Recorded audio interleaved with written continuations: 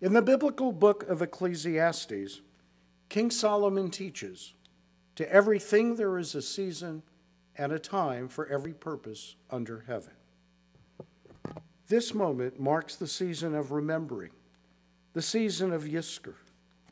We pause on this day of awe to recall our loved ones who are no longer with us, to pay homage to the martyrs of our people in every age, to honor the past builders of our temple and community, and to say Kaddish for those who lie in nameless graves or no longer have anyone to say Kaddish for them.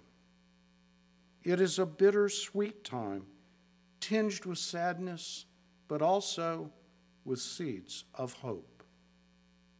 This year is especially sad, as the coronavirus has not only taken lives, but also, in a cruel twist of circumstance, stolen our ability to fully mourn our loved ones after they have passed.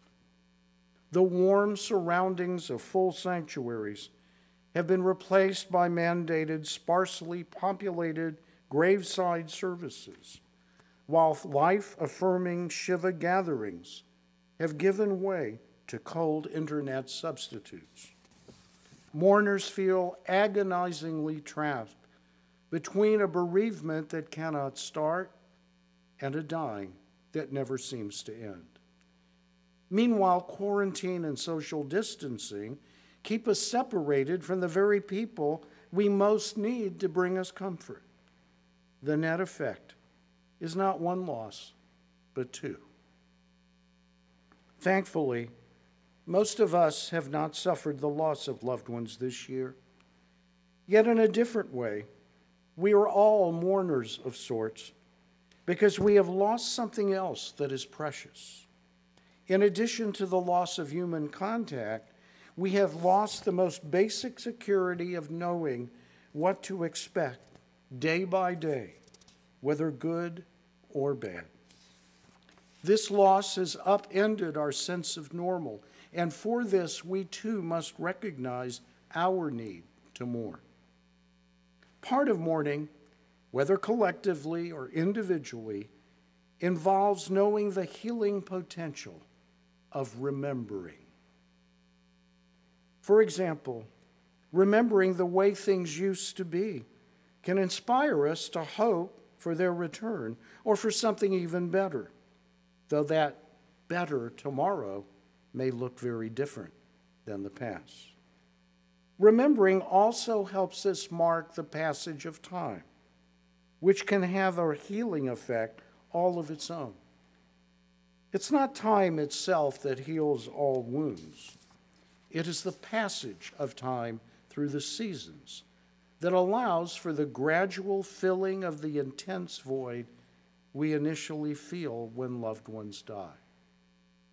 A beautiful poem in the Yizkor section of our prayer book, a reading, suggests as much. In speaking about our loved ones who have died, it reads, "In the rising of the sun and its going down, we remember them. In the blowing of the wind and the chill of winter, we remember them. In the opening of buds and the rebirth of spring, we remember them. In the blueness of the sky and the warmth of summer, we remember them. In the rustling of the leaves and in the beauty of autumn, we remember them. In the beginning of the year and when it ends, we remember them." When I first heard this reading, it moved me literally beyond words because I couldn't articulate what made it so powerful. Then it came to me. Remembering lost loved ones through the cycling of the seasons, year after year, subconsciously signals that we have survived, and more importantly, that new memories are being made. Little by little, a new kind of life, a new normal begins, and it grows, even while the magic of memory with its lingering pain still ties us to the loved ones we love. Yes, the pain does linger. Remembering is tricky. It stirs up the sad along with the hopeful. Ask parents who have lost children. They will tell you that they never stop thinking about them or what they might have been. They will tell you how hard it is to endure the reminders of their children as the seasons of life pass without them. The birthdays, the bar and bat mitzvahs, the graduations, the weddings, and most of all, the holidays, which would have brought anticipated moments of family joy. Or ask a grieving husband or wife or partner about the empty feeling that comes sleeping in a half-empty bed, or just missing the person who was his or her soulmate. And this year, ask yourself about the pain of eating a Yom Tov dinner, minus the people, the parents, the grandparents, the brothers and sisters, and even friends who ate with you last year. For some, the loss is optimistically temporary, but for others, it is permanent. There is no way to avoid the emotional price that remembering exacts. But on the flip side of that pain, remembering does something priceless for a broken heart. It brings our loved ones back when we need them most, in our times of weakness and our times of celebration, even though it does so only momentarily. The prayer book reading that I read from before expresses it perfectly. When we are weary and in need of strength, we remember them. When we are lost and sick of heart, we remember them. When we have joys we yearn to share, we remember them. My father, who I love dearly, died unexpectedly only a few months before our eldest son's bar mitzvah. How I wished he could have been there. 2 generations of fathers experiencing the joy of watching the third enter into our long family tradition. Alas, it was not to be, at least not in person.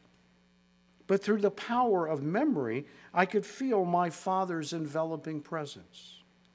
In my mind's eye, I could see him standing there with a proud smile spreading across his face. And I could see him look at me with a glance that said, I feel your pride too, and that is just as special. I knew my father was not there, but sensing him through the spiritual magic of memory, which transcends time and space, I found the comfort I needed. How many of you have done the same when you were feeling sad or lost or afraid? Speaking to parents or partners long gone, asking for advice, or just hearing their reassuring voices from the recesses of your mind and hearts. Or how many times have you felt their virtual hugs when you have a new triumph to share? Doing so has a way of bringing them back, time and time again. As I said before, remembering is tricky. It has a way of blurring the line between fact and imagination.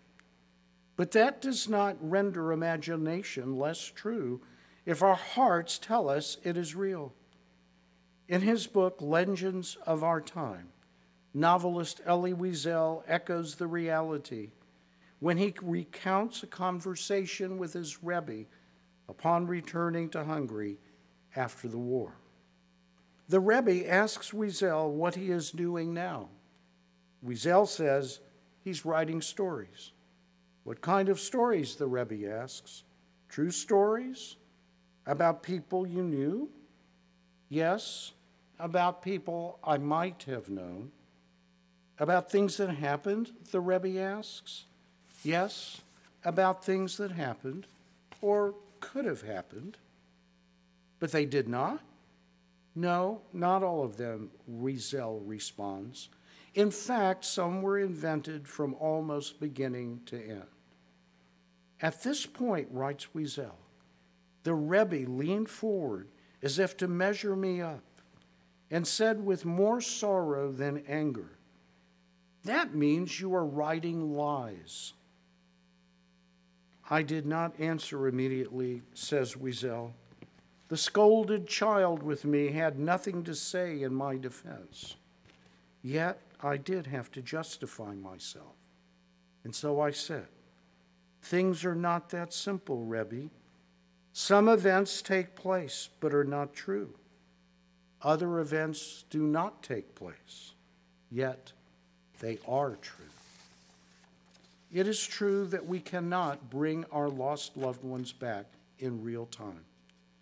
But it's also true that we can bring them close through memory's mystical ability to keep them near. And if we let it, that may be enough to keep us going until the next day or next year or the next season of our lives. Perhaps this is what our prayer book reading is telling us when it ends with these words about our loved ones who are no longer with us. As long as we live, they too shall live, for they are now part of us. As we remember them, truly, they will be a part of us forever. Amen.